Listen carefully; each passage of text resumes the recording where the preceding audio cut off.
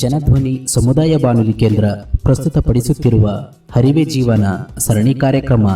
ಪ್ರಾಯೋಜಕರು ಕರ್ನಾಟಕ ರಾಜ್ಯ AIDS prevention society, Karnataka ಸರ್ಕಾರ. ತಪ್ಪದೆ ಕೇಳಿ ಹರಿವೆ ಜೀವನ ಪ್ರತಿ ಬುಧವಾರ ಬೆಳಿಗ್ಗೆ 9:20 ಹಾಗೂ ಮರುಪ್ರಸಾರ ಗುರುವಾರ ಮಧ್ಯಾಹ್ನ 2:40.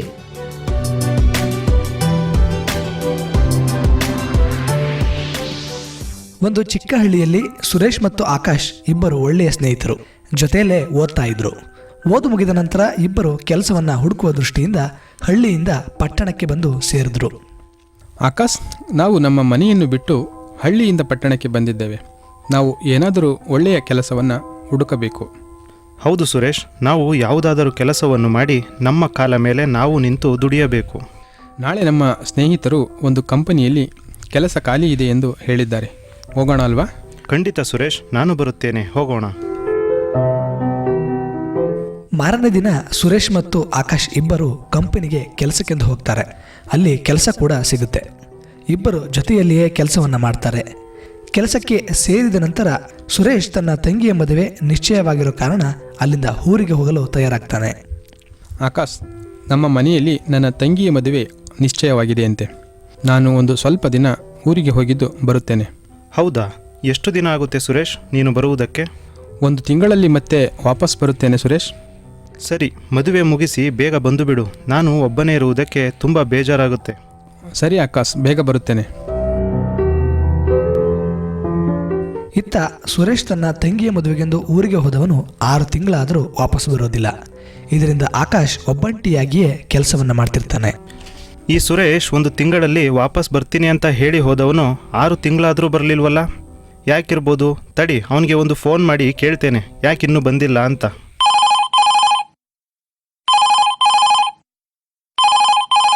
ಹಲೋ ಸುರೇಶ್, ಎಲ್ಲಿದ್ದೀಯಾ? ಯಾಕೆ ಇನ್ನೂ ಬಂದಿಲ್ಲ ನೀನು? ಇಲ್ಲ ಆಕಾಶ್, ನಮ್ಮ ಅಪ್ಪನಿಗೆ ತುಂಬ ಹುಷಾರಿಲ್ಲ. ಹಾಗಾಗಿ ನಮ್ಮ ಮನೆಯಲ್ಲಿ ತುಂಬ ಕೆಲಸಗಳು ಇರೋದ್ರಿಂದ ನಾನು ಸದ್ಯಕ್ಕಂತೂ ಬರೋದು ಕಷ್ಟ ಆಗುತ್ತೆ. ನೀನು ಮಾಡ್ತಾ ಇರೋ, ನಾನು ಆಮೇಲೆ ಬರ್ತೇನೆ. ಸರಿ ಸುರೇಶ್, ಎಷ್ಟು ದಿನ ಆಗುತ್ತೋ ಅಷ್ಟು ದಿನ ಮಾಡ್ತೇನೆ. ಓಕೆ, ಬಾಯ್. ಇತ್ತ ಆಕಾಶ್ ಒಬ್ಬನೇ ಸ್ವಲ್ಪ ದಿನ ಕೆಲಸವನ್ನು ಮಾಡ್ತಿರ್ತಾನೆ. ಆ ಸಂದರ್ಭದಲ್ಲಿ ಅವನು ಕೆಲವು ಕೆಟ್ಟ ಚಟಗಳಿಗೆ ಬಲಿಯಾಗ್ತಾನೆ. ಧೂಮಪಾನ, ಮದ್ಯಪಾನ ಜೊತೆಗೆ ಲೈಂಗಿಕ ಚಟಗಳಿಗೂ ಕೂಡ ತೊಡಗಿಕೊಳ್ತಾನೆ. ತನ್ನ ಕುಟುಂಬವನ್ನು ಮರ್ತೇ ಬಿಡ್ತಾನೆ. ಈ ಸಂದರ್ಭದಲ್ಲಿ ಆಕಾಶ್ ಮನೆಯವರು ಆಕಾಶ್ಗೆ ಮದುವೆ ಮಾಡಲು ತಯಾರಿಯನ್ನು ಮಾಡಿಕೊಂಡು ಆಕಾಶ್ಗೆ ಊರಿಗೆ ಬರಲು ಹೇಳ್ತಾರೆ. ಅಲ್ಲಿಂದ ತಕ್ಷಣ ಆಕಾಶ್ ಊರಿಗೆ ಹೊರಡಲು ತಯಾರಾಗ್ತಾನೆ. ನಮ್ಮ ಮನೆಯಲ್ಲಿ ಮದುವೆ ಮಾಡಲು ನಿಶ್ಚಯ ಮಾಡಿದ್ದಾರೆ. ತಡಿ, ಸುರೇಶನಿಗೆ ಒಂದು ಕರೆ ಮಾಡಿ ತಿಳಿಸ್ಬಿಡ್ತೇನೆ ನಾನು ಊರಿಗೆ ಬರ್ತಿದ್ದೀನಿ ಅಂತ. ಊರಿಗೆ ಬಂದ ಆಕಾಶ್ಗೆ ಅವನ ಮನೆಯವರು ಒಂದು ಹುಡುಗಿಯನ್ನು ನೋಡಿ ಮದುವೆಯನ್ನು ಮಾಡ್ತಾರೆ.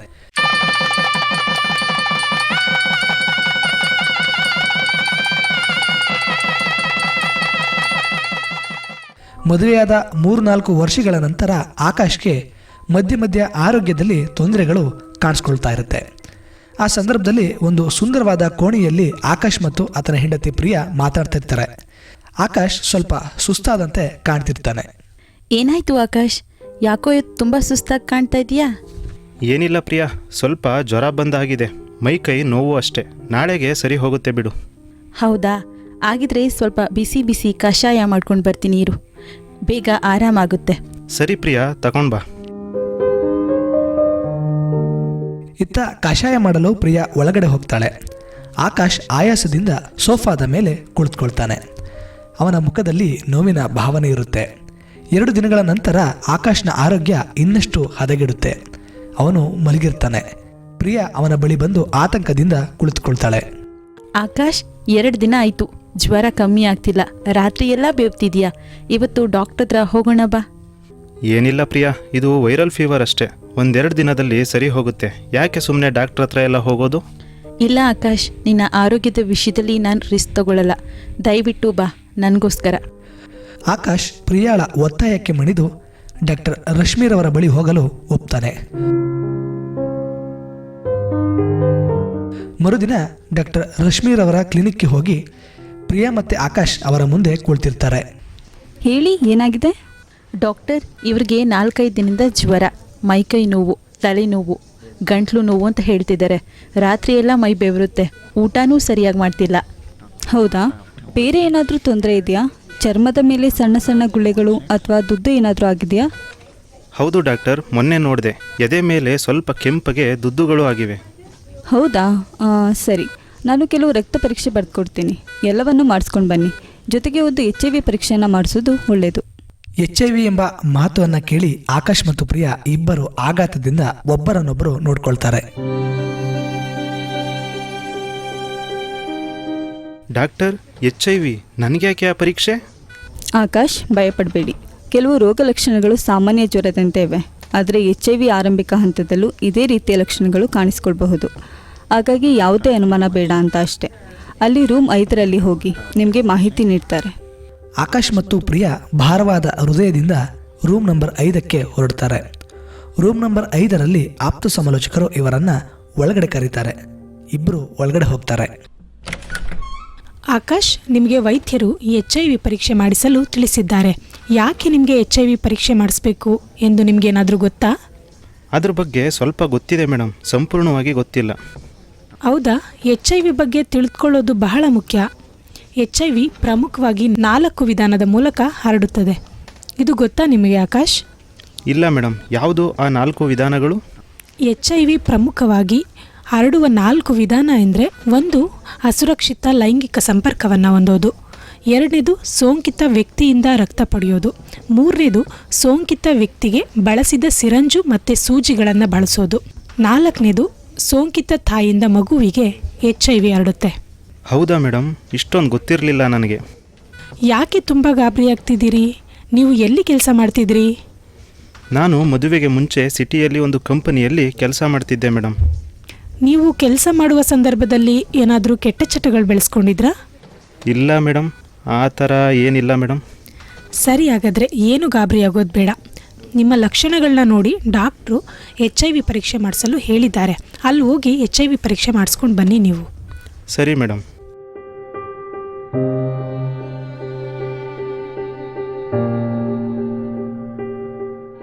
ಆಕಾಶ್ ಗಾಬರಿಯಿಂದ ರಕ್ತ ಪರೀಕ್ಷೆಯನ್ನು ಮಾಡಿಸಲು ಲ್ಯಾಬ್ಗೆ ಹೋಗಿ ರಕ್ತವನ್ನು ಕೊಟ್ಟು ರಿಪೋರ್ಟ್ ಬರುವ ತನಕ ಕ್ಲಿನಿಕ್ನ ಪಕ್ಕದಲ್ಲೇ ಇದ್ದಂತಹ ಒಂದು ಪಾರ್ಕ್ನಲ್ಲಿ ತಲೆ ಮೇಲೆ ಕೈ ಹೊತ್ತು ಕೊಡ್ತಿರ್ತಾನೆ.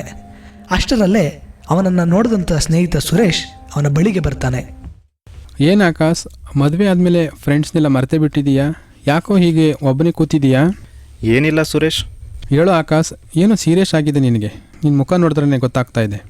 ಸ್ವಲ್ಪ ಅವಾಗವಾಗ ಹುಷಾರು ತಪ್ತಿತ್ತು ಮಗ. ಡಾಕ್ಟರ್ಗೆ ತೋರಿಸೋಣ ಅಂತ ಬಂದೆ. ಡಾಕ್ಟರು HIV ಪರೀಕ್ಷೆ ಮಾಡಿಸೋದಕ್ಕೆ ಹೇಳಿದ್ದಾರೆ. ಏನು, HIV ಟೆಸ್ಟಾ? ಅಯ್ಯಯ್ಯೋ, ಅದು ತುಂಬ ಕೆಟ್ಟ ರೋಗ ಅಲ್ವಾ? ಅದು ಬಂದರೆ ಮುಗೀತು ಕತೆ. ಜನ ಮುಟ್ಟೋಕ್ಕೂ ಭಯ ಪಡ್ತಾರೆ ಕಣೋ.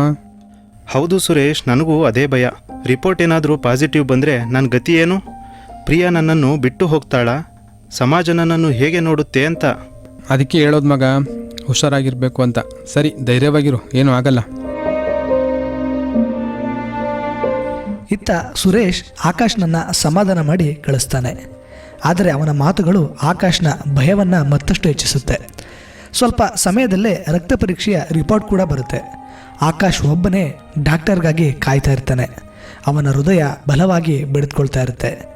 ಅದೇ ಸಮಯಕ್ಕೆ ಸಹಾಯಕ ಅವನನ್ನು ಒಳಗೆ ಕರೀತಾನೆ. ಬನ್ನಿ ಆಕಾಶ್, ಕುಳಿತುಕೊಳ್ಳಿ. ಆಕಾಶ್ ಭಯದಿಂದಲೇ ಕುಳಿಸ್ಕೊಳ್ತಾನೆ. ಡಾಕ್ಟರ್ ರಶ್ಮಿರವರು ಆ ರಿಪೋರ್ಟನ್ನು ನೋಡ್ತಾರೆ. ಆಕಾಶ್ ನೋಡಿ, ನೀವು ಧೈರ್ಯವಾಗಿರಬೇಕು. ನಿಮ್ಮ ರಕ್ತ ಪರೀಕ್ಷೆಯ ರಿಪೋರ್ಟ್ HIV ಪಾಸಿಟಿವ್ ಬಂದಿದೆ.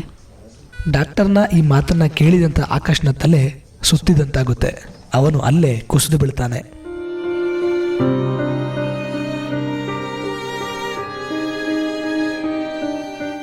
ಡಾಕ್ಟರ್, ಮುಗೀತು, ನನ್ನ ಜೀವನ ಮುಗೀತು. ಇಲ್ಲ ಆಕಾಶ್, ಹಾಗೆ ಅಂದ್ಕೋಬೇಡಿ. ಇದು HIV ಸೋಂಕಿನ ಆರಂಭಿಕ ಹಂತ ಅಷ್ಟೇ. ಇದಕ್ಕೆ ಹ್ಯೂಮನ್ ಇಮ್ಯುನೋ ಡಿಫಿಸಿಯೆನ್ಸಿ ವೈರಸ್ ಅಂತ ಕರಿತೀವಿ.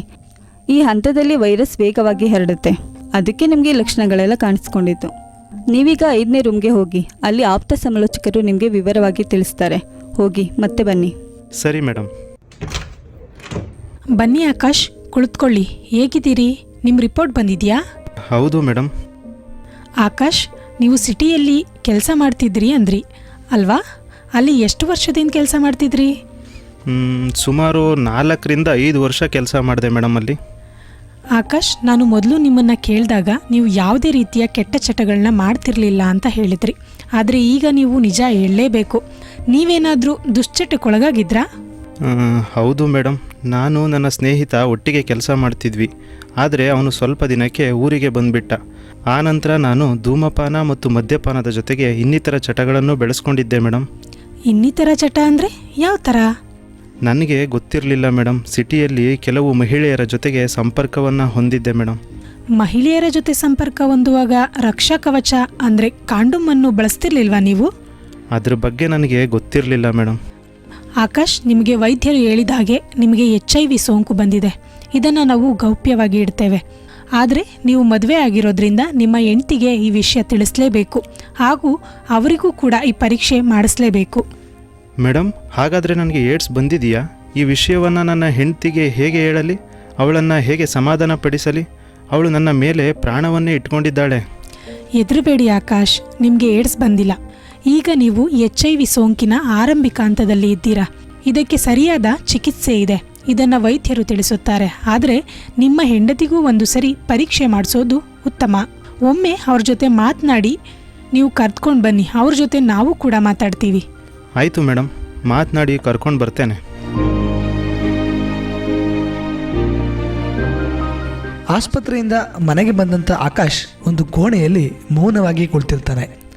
ಪ್ರಿಯಾ ಆತಂಕದಿಂದ ಆಕಾಶ್ನನ್ನು ನೋಡ್ತಿರ್ತಾಳೆ. ಏನಾಯ್ತು ಆಕಾಶ್? ರಿಪೋರ್ಟ್ ಬಂತಾ? ಯಾಕೇನು ಮಾತಾಡ್ತಿಲ್ಲ? ಪ್ರಿಯಾ, ನನ್ನನ್ನು ಕ್ಷಮಿಸು ಪ್ರಿಯಾ, ಕ್ಷಮಿಸಿಬಿಡು. ಯಾಕೇನಾಯ್ತು ಆಕಾಶ್? ರಿಪೋರ್ಟ್ ಏನಂತ ಬಂದಿದೆ? ರಿಪೋರ್ಟ್ ಬಂದಿದೆ, ಆದರೆ ರಿಪೋರ್ಟ್ ಪಾಸಿಟಿವ್ ಅಂತ ಬಂದಿದೆ. HIV ರಿಪೋರ್ಟ್ನಲ್ಲಿ ಪಾಸಿಟಿವ್ ಬಂದಿದೆ ಅಂತ ಕೇಳಿದ ಪ್ರಿಯಾ ಆಘಾತದಿಂದ ಸ್ತಬ್ಧಳಾಗ್ತಾಳೆ. ಅವಳ ಕಣ್ಣಲ್ಲಿ ನೀರು ತುಂಬಿಕೊಳ್ಳುತ್ತೆ. ಅವಳು ಹಿಂದಕ್ಕೆ ಸರಿತಾಳೆ. ಇದನ್ನು ನೋಡಿದಂಥ ಆಕಾಶ್ ಮತ್ತಷ್ಟು ಕುಸಿದು ಬೀಳ್ತಾನೆ. ನನಗೆ ಗೊತ್ತು ಪ್ರಿಯಾ, ನೀನು ನನ್ನನ್ನು ಬಿಟ್ಟು ಹೋಗ್ತೀಯಾ ಅಂತ. ಸ್ವಲ್ಪ ಸಮಯದ ಮೌನದ ನಂತರ ಪ್ರಿಯಾ ತನ್ನನ್ನು ತಾನು ಸಂತೈಸಿಕೊಳ್ತಾಳೆ. ಆಕಾಶನ ಹತ್ತಿರ ಬರ್ತಾಳೆ. ಅವನ ಕೈಯನ್ನು ಹಿಡಿದುಕೊಳ್ತಾಳೆ. ಎಲ್ಲಿಗೆ ಹೋಗ್ಬೇಕು ನಾನು? ಇದು ನಿನಗೆ ಮಾತ್ರ ಬಂದಿರೋ ಕಷ್ಟ ಅಲ್ಲ, ಇದು ನಮ್ಮಿಬ್ರಿಗೆ ಬಂದಿರೋ ಸವಾಲು. ನಾವು ಒಟ್ಟಿಗೆ ಇದನ್ನು ಎದುರಿಸೋಣ. ನಾನು ನಿನ್ನ ಜೊತೆ ಇರ್ತೀನಿ. ಆಕಾಶ್ ಪ್ರಿಯಾಳ ಮಾತುಗಳನ್ನು ಕೇಳಿ ಅವಳನ್ನು ಅಪ್ಪಿಕೊಂಡು ಹೇಳ್ತಾನೆ. ಅವನಿಗೆ ಬದುಕಿನ ಮೇಲೆ ಹೊಸ ಭರವಸೆ ಬಂದಂತಾಗುತ್ತದೆ. ಪ್ರಿಯಾ, ನನಗೆ ಪಾಸಿಟಿವ್ ಬಂದಿರೋದ್ರಿಂದ ಡಾಕ್ಟರ್ ನಿನಗೂ ಸಹ ಒಂದು ಸರಿ ಪರೀಕ್ಷೆ ಮಾಡಿಸಿ ಅಂತ ಹೇಳಿದ್ದಾರೆ. ಒಂದು ಸರಿ ನೀನು ಪರೀಕ್ಷೆ ಮಾಡಿಸ್ಕೊಂಡ್ರೆ ಉತ್ತಮ ಅಲ್ವಾ? ಆಕಾಶ್, ನಿನಗೆ ಪಾಸಿಟಿವ್ ಬಂದಿರೋದಕ್ಕೆ ನಾನು ಯಾಕೆ ಮಾಡಿಸ್ಬೇಕು? ಪ್ರಿಯಾ, ನಾನು ನೀನು ಇಬ್ಬರು ಗಂಡ ಹೆಂಡತಿಯಲ್ಲವೇ? ಇಬ್ಬರು ಒಟ್ಟಿಗೆ ಸಂಸಾರ ಮಾಡಿದ್ದೇವೆ. ಹಾಗಾಗಿ ವೈದ್ಯರು ನಿನಗೂ ಪರೀಕ್ಷೆ ಮಾಡಿಸಲು ಹೇಳಿದ್ದಾರೆ. ಅದಕ್ಕೆ. ಹೌದಾ? ಸರಿ, ನಡಿ ಆಕಾಶ್.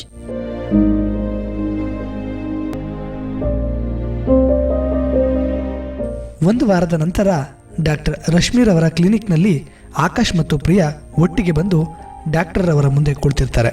ಆದರೆ ಪ್ರಿಯಾಳ ಮುಖದಲ್ಲಿ ಗೊಂದಲದ ಭಾವವಿರುತ್ತೆ. ನಮಸ್ತೆ ಪ್ರಿಯಾ ಅವರೇ. ನಿಮ್ಮ ಗಂಡ ನಿಮಗೆ ಎಲ್ಲವನ್ನ ಹೇಳಿದ್ದಾರೆ ಅಂತ ಅನ್ಕೋತೀನಿ.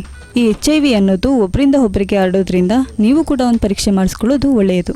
ಸರಿ ಮೇಡಮ್, ಮಾಡಿಸ್ತೇನೆ. ಹೋಗಿ ಲ್ಯಾಬ್ನಲ್ಲಿ ರಕ್ತ ಪರೀಕ್ಷೆ ಮಾಡಿಸಿ ರಿಪೋರ್ಟ್ ಬಂದ ನಂತರ ತೆಗೆದುಕೊಂಡು ಬನ್ನಿ. ಆಯಿತು ಮೇಡಮ್.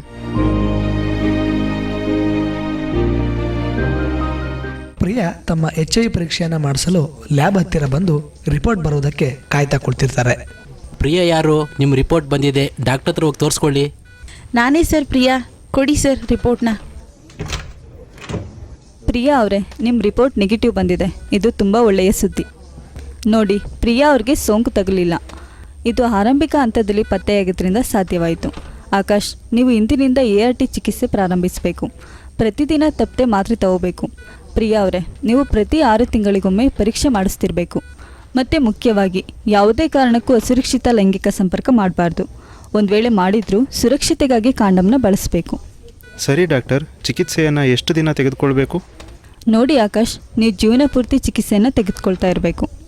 ಇಲ್ಲ ಅಂದರೆ ಇತರೆ ಮಾರಣಾಂತಿಕ ಕಾಯಿಲೆಗಳಾದ TB, ಜಾಂಡೀಸ್ ಕಾಯಿಲೆಗಳು ಹೆಚ್ಚಾಗಿ ಏಡ್ಸ್ ಬರುವ ಸಾಧ್ಯತೆ ಇರುತ್ತೆ. ಆದ್ದರಿಂದ ಪ್ರತಿದಿನ ತಪ್ಪದೆ ಮಾತ್ರೆಗಳನ್ನ ತೆಗೆದುಕೊಳ್ತಾ ಇರಬೇಕು. ಹಾಗಾದರೆ ನನಗೆ ಏಡ್ಸ್ ಕೂಡ ಬಂದಿದೆಯಾ ಡಾಕ್ಟರ್? ಇಲ್ಲ, HIV ಮತ್ತು ಏಡ್ಸ್ ಬೇರೆ ಬೇರೆ. HIV ಸೋಂಕಿಗೆ ಸರಿಯಾದ ಚಿಕಿತ್ಸೆ ತೆಗೆದುಕೊಳ್ಳದಿದ್ದರೆ ಅವು ಹಲವು ವರ್ಷಗಳ ನಂತರ ಏಡ್ಸ್ ಹಂತಕ್ಕೆ ತಲುಪಬಹುದು. ಆದರೆ ಈಗ ಅತ್ಯುತ್ತಮವಾದ ಚಿಕಿತ್ಸೆ ಲಭ್ಯವಿದೆ. ART ಅಂದರೆ ಆ್ಯಂಟಿ ರಿಟ್ರೋವೈರಲ್ ಥೆರಪಿ ಅಂತ. ಈ ಮಾತ್ರೆಗಳನ್ನು ನೀವು ಪ್ರತಿದಿನ ತಪ್ಪದೆ ತೆಗೆದುಕೊಂಡ್ರೆ ನಿಮ್ಮ ದೇಹದಲ್ಲಿ ವೈರಸ್ನ ಸಂಖ್ಯೆ ಕಡಿಮೆಯಾಗಿ ನೀವು ಎಲ್ಲರಂತೆ ಸಾಮಾನ್ಯ ಮತ್ತು ಆರೋಗ್ಯಕರ ಜೀವನ ನಡೆಸಬಹುದು. ಖಂಡಿತ ಡಾಕ್ಟರ್, ನೀವು ಹೇಳಿದ ಪ್ರಕಾರ ತಪ್ಪದೆ ಮಾತ್ರೆಗಳನ್ನು ತೆಗೆದುಕೊಳ್ತೇನೆ. ನಾವು ನಿಮ್ಮ ಮಾತನ್ನು ಪಾಲಿಸ್ತೇವೆ ಡಾಕ್ಟರ್. ಈ ರೋಗದ ಜೊತೆ ಹೇಗೆ ಬದುಕಬೇಕು ಅನ್ನೋದನ್ನ ನಾವು ಕಲಿತೇವೆ. ಖಂಡಿತ. ಆದರೆ ನೆನ್ಪಿಡಿ, HIV ಸೋಂಕು ಜೀವನದ ಅಂತ್ಯವಲ್ಲ. ಇದು ಕೇವಲ ಒಂದು ಆರೋಗ್ಯದ ಸ್ಥಿತಿ. ಸರಿಯಾದ ಚಿಕಿತ್ಸೆ, ಧೈರ್ಯ ಮತ್ತು ಪ್ರೀತಿ ಪಾತ್ರರ ಬೆಂಬಲದಿಂದ ನೀವು ಸಂತೋಷವಾದ ಜೀವನ ನಡೆಸಬಹುದು. ಜನ ಏನು ಅನ್ಕೋತಾರೆ ಅಂತ ಭಯಪಡಬೇಡಿ. ರೋಗದ ಬಗ್ಗೆ ಭಯಬೇಡ, ಆದರೆ ಇದ್ರ ಬಗ್ಗೆ ಅರಿವಿರಬೇಕು. ಅದೇ ಬದುಕಿನ ಆಶಾಕಿರಣ. ಧನ್ಯವಾದಗಳು ಮೇಡಮ್. ಆಕಾಶ್ ಮತ್ತು ಪ್ರಿಯಾ ಒಬ್ಬರಿಗೊಬ್ಬರು ಕೈ ಹಿಡಿದು ಆತ್ಮವಿಶ್ವಾಸದಿಂದ ಮನೆಗೆ ತೆರಳುತ್ತಾರೆ. ವೈದ್ಯರ ಸಲಹೆಯಂತೆ ಚಿಕಿತ್ಸೆಯನ್ನ ಮುಂದುವರಿಸ್ತಾರೆ. ಸಂತೋಷದಿಂದ ಜೀವನವನ್ನ ನಡೆಸ್ತಾರೆ.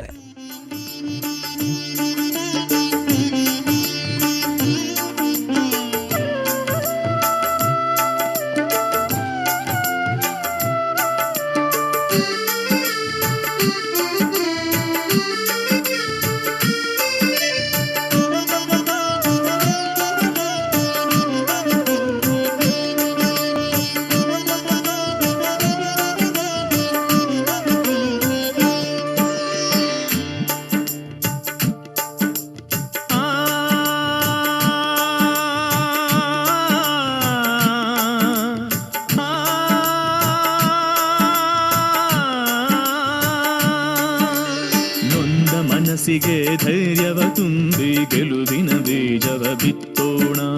ನೊಂದ ಮನಸ್ಸಿಗೆ ಧೈರ್ಯವ ತುಂಬಿ ಗೆಲುವಿನ ಬೀಜವ ಬಿತ್ತೋಣ. ಶಿಸ್ತಿನ ಜೀವನ ನಡೆಸಲು ಗತ್ತಿನ ಮಾರ್ಗವ ತೋರೋಣ. ಶಿಸ್ತಿನ ಜೀವನ ನಡೆಸಲು ಗತ್ತಿನ ಮಾರ್ಗವ ತೋರೋಣ. ನೊಂದ ಮನಸ್ಸಿಗೆ ಧೈರ್ಯವ ತುಂಬಿ ಗೆಲುವಿನ ಬೀಜವ ಬಿತ್ತೋಣ.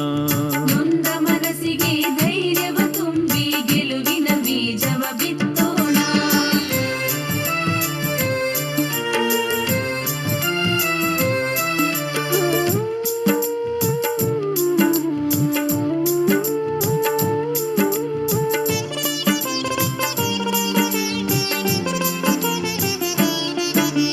ಸೋಲಿನ ಸಾರಕ್ಕೆ ವಿಷವ ತುಂಬಿಸಿ ಗೆಲುವಿನ ಮೊಳಕೆಗೆ ಹನಿಯ ಚಿಮುಕಿಸಿ. ಸೋಲಿನ ಸಾರಕ್ಕೆ ವಿಷವ ತುಂಬಿಸಿ ಗೆಲುವಿನ ಮೊಳಕೆಗೆ ಹನಿಯ ಚಿಮುಕಿಸಿ. ಸಮೂಹದೆಡೆಗೆ ನುಗ್ಗಿ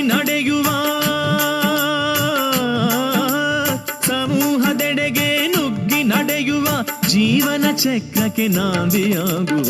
ನೊಂದ ಮನಸ್ಸಿಗೆ ಧೈರ್ಯವ ತುಂಬಿ ಗೆಲುವಿನ ಬೀಜವ ಬಿತ್ತೋಣ. ನೊಂದ ಮನಸ್ಸಿಗೆ ಧೈರ್ಯವ ತುಂಬಿ ಗೆಲುವಿನ ಬೀಜವ ಬಿತ್ತೋಣ.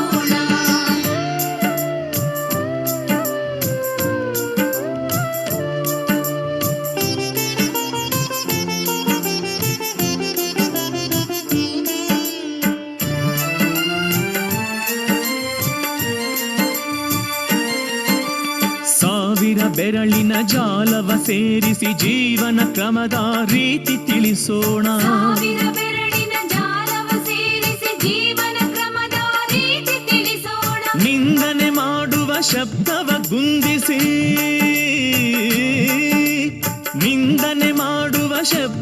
ಗುಂದಿಸಿ ಗುರಿಯ ದಿಕ್ಕಿಗೆ ಗಮನ ನೀಡೋಣ. ನೊಂದ ಮನಸ್ಸಿಗೆ ಧೈರ್ಯವ ತುಂಬಿ ಗೆಲುವಿನ ಬೀಜವ ಬಿತ್ತೋಣ. ನೊಂದ ಮನಸ್ಸಿಗೆ ಧೈರ್ಯವ ತುಂಬಿ ಗೆಲುವಿನ ಬೀಜವ ಬಿತ್ತೋಣ.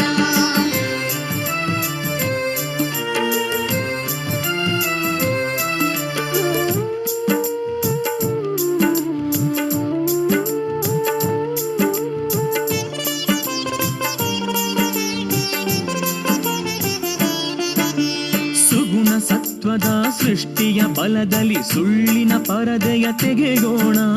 ಸುಗುಣ ಸತ್ವದ ಸೃಷ್ಟಿಯ ಬಲದಲ್ಲಿ ಸುಳ್ಳಿನ ಪರದೆಯ ತೆಗೆಯೋಣ. ಸತ್ಯದ ಕಣ್ಣಲ್ಲಿ ಶೋಧಿಸುತ್ತಾ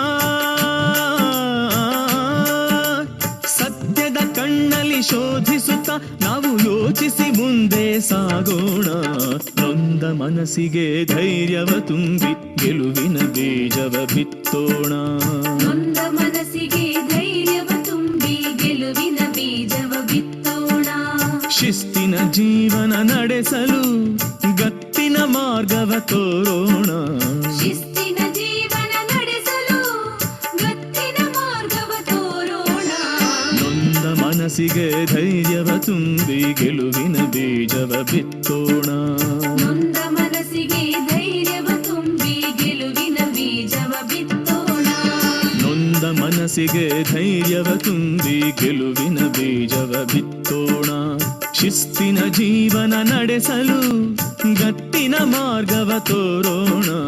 ನೊಂದ ಮನಸ್ಸಿಗೆ ಧೈರ್ಯವ ತುಂಬಿ ಗೆಲುವಿನ ಬೀಜವ ಬಿತ್ತೋಣ. ನೊಂದ ಮನಸ್ಸಿಗೆ ಧೈರ್ಯವ ತುಂಬಿ ಗೆಲುವಿನ ಬೀಜವ ಬಿತ್ತೋಣ.